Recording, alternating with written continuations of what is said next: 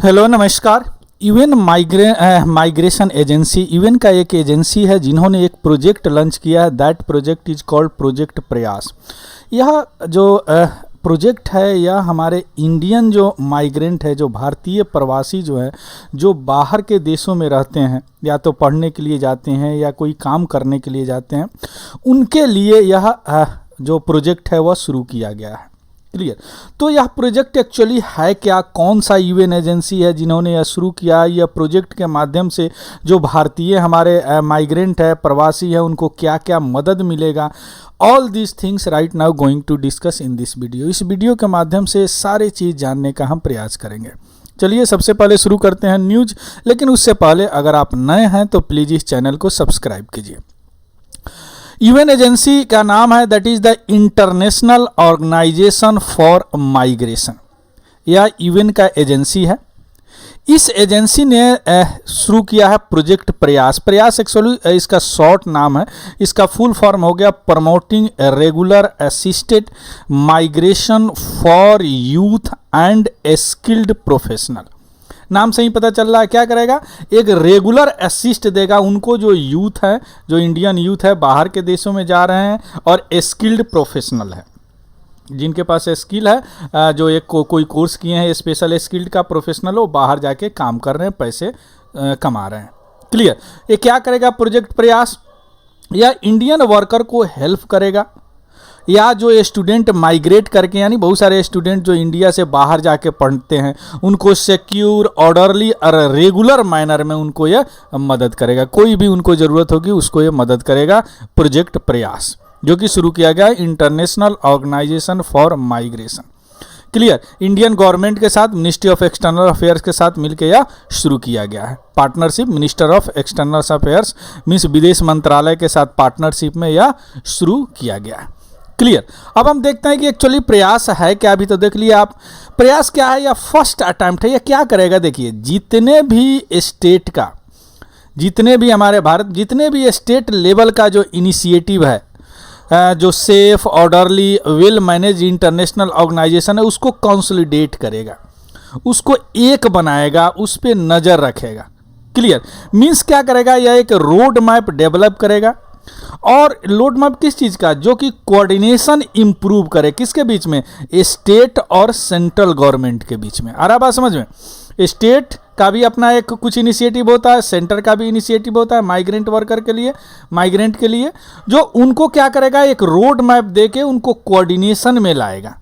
Clear. तो इससे क्या होगा कि वो इंक्रीज करेंगे, जो गुड प्रैक्टिस जो अच्छे प्रैक्टिस है उनको शेयर करेंगे, किनके बीच, in state and enhanced engagement with the MEA. MEA means centre, दोनों के बीच उसको शेयर करेंगे। क्लियर। और उससे क्या होगा, जो इंटरनेशनल माइग्रेशन साइकिल जो है उस पे उनको मदद मिलेगा, उस रिलेटेड पे, उस चीज़ पे वह शेयर करते रहेंगे। इंटरनेशनल माइग्रेशन साइकिल होता है कि किस देश में किस प्रोफेशन के लिए ज़्यादा लोग जाना पसंद कर रहे हैं, कहाँ, माने सारे चीज़ साइकिल होता है। जैसे कुछ ऐसे पार्टिकुलर कंट्री है जो इंडियन ज़्यादा पसंद करते हैं, कुछ पार्टिकुलर कंट्री है जो इंडियन नहीं ज़्यादा पसंद करते। इवन कुछ स्टेट के जो वह पार्टिकुलर, जैसे मैंने एक वीडियो बनाया था जो डंकी वाला पे, उसमें पंजाब हरियाणा के लोग ज़्यादा पसंद करते हैं आपको अमेरिका और कनाडा जाना, है ना। क्लियर।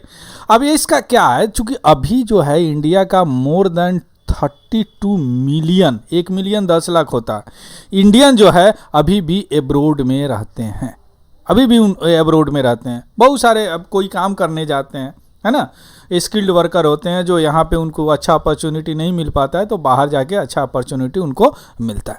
क्लियर। अब इसका गोल क्या है, इसका लक्ष्य क्या है, देखिए अभी तक तो आप समझ गए होंगे कि इसका लक्ष्य क्या है, कि safe, orderly and regular migration, जो इंडियन माइग्रेंट वर्कर है और स्टूडेंट है, उनको एक पॉलिसी के तहत, पॉलिसी रिकमेंडेशन के तहत, जो कोलैबोरेशन क्या क्या होगा, मिनिस्ट्री ऑफ एक्सटर्नल अफेयर्स और स्टेट गवर्नमेंट के बीच में। देखिए ऐसे है, स्टेट गवर्नमेंट और मिनिस्ट्री ऑफ एक्सटर्नल अफेयर्स और IOM, ये क्या करेगा, आईओएम दोनों के बीच में एक कोऑर्डिनेशन का काम करेगा। जो भी पॉलिसी आप बनाएंगे उस पॉलिसी के अनुसार जो इंडियन माइग्रेंट वर्कर है एस्पायरिंग यहाँ पे रहेगा, जो जाना भी चाहते हैं उनको सुविधा प्रोवाइड कराया जाएगा। इससे क्या होगा कि इंटरनेशनल माइग्रेशन गवर्नेंस को मदद मिलेगा। क्योंकि ये गवर्नेंस है, अगर आप कहीं जाना चाहते हैं बहुत सारी जो आपको रूल रेगुलेशन से गुजरने पड़ते हैं, तो उस सारी चीज़ें को व्यवस्था किया जाएगा। क्लियर, वहाँ पे भी अगर जहाँ आप जा रहे हैं वहाँ पे भी कोई कठिनाई होती है तो वहाँ भी कॉन्सुलर राजदूत वगैरह होते हैं, वहाँ से भी आप यहाँ पे, तो ये सारे को कंट्रोल कौन करता है? चूँकि इंडियन है तो इंडियन कहीं भी हैं तो उनको हिफाजत करना, उनको अच्छी व्यवस्था देना, लाइफ स्टाइल देना, ये इंडियन गवर्नमेंट का काम है। क्लियर। अब इसमें क्या कैसे बनेगा, इससे एक स्टडी किया जाएगा। उस स्टडी में देखा जाएगा कि की माइग्रेशन ट्रेंड क्या है, यानी इंडियन के लोग कहाँ जाना ज़्यादा पसंद करते हैं, क्यों जाना ज़्यादा पसंद करते हैं। क्लियर, उनके नीड को देखा जाएगा, क्यों जाना पसंद करते हैं। क्लियर। उसके बाद में major international migration and mobility initiative जो है, जो गवर्नमेंट के द्वारा लिया गया है, जो भी पहल किया गया गवर्नमेंट के द्वारा या स्टेट गवर्नमेंट के द्वारा, उसको एनालाइज किया जाएगा मिनिस्ट्री में, मिनिस्ट्री के साथ उसको एनालाइज किया जाएगा। और देख रहे कौन करेंगे, इस यूएन एजेंसी करेंगे। क्लियर, देख रहे कौन करेंगे। अब इससे क्या होगा कि उनको सेफ, ऑर्डरली और रेगुलर माइग्रेशन प्रोसेस में मदद मिलेगा। Clear.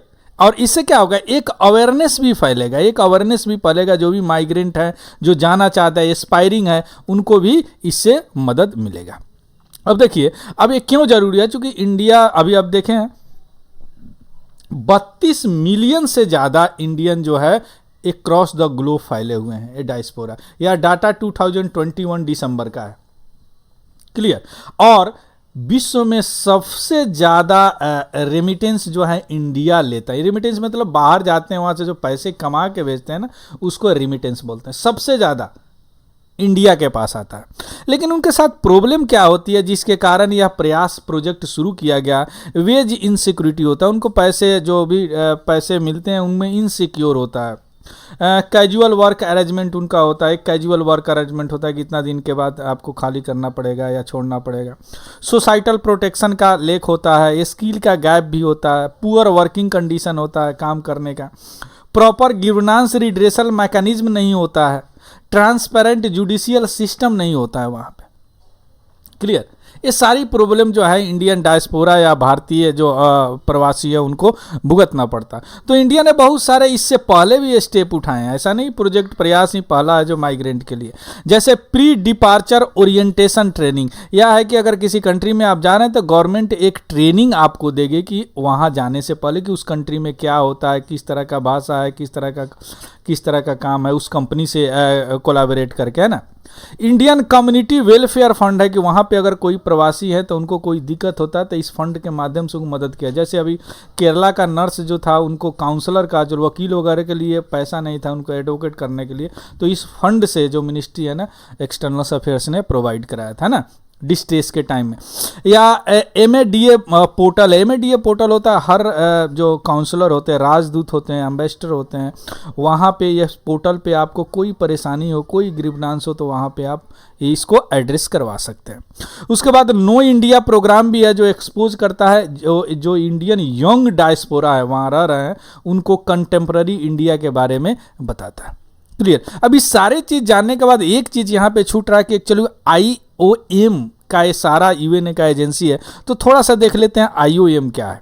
IOM International Organization for Migration है, या इंटर गवर्नमेंटल ऑर्गेनाइजेशन है यूनाइटेड नेशन का, जो काम करता है माइग्रेशन पर, केवल पूरे विश्व में या माइग्रेशन पे काम करता है। हर गवर्नमेंट के साथ इनका कुछ एग्रीमेंट होता है, जिस तरह प्रयास के लिए इंडियन गवर्नमेंट के साथ इनका जो कोलैबोरेशन हुआ है ना। ये क्या करते हैं, ह्यूमन एंड ऑर्डरली माइग्रेशन को प्रमोट करते हैं।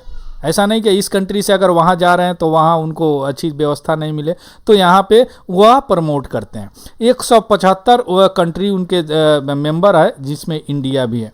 हर साल यह एक रिपोर्ट जो जारी करते हैं, वर्ल्ड माइग्रेशन रिपोर्ट, और इनका इस्टेब्लिशमेंट 1951 में हुआ था। UN कब हुआ था, 1945, लगभग 6 साल के बाद इनका निर्माण हुआ। Clear. So this is all about the news. इसका PDF हमारे Telegram channel Tiwari general study से आपको मिल जाएगा। Thank you, have a good day and happy learning.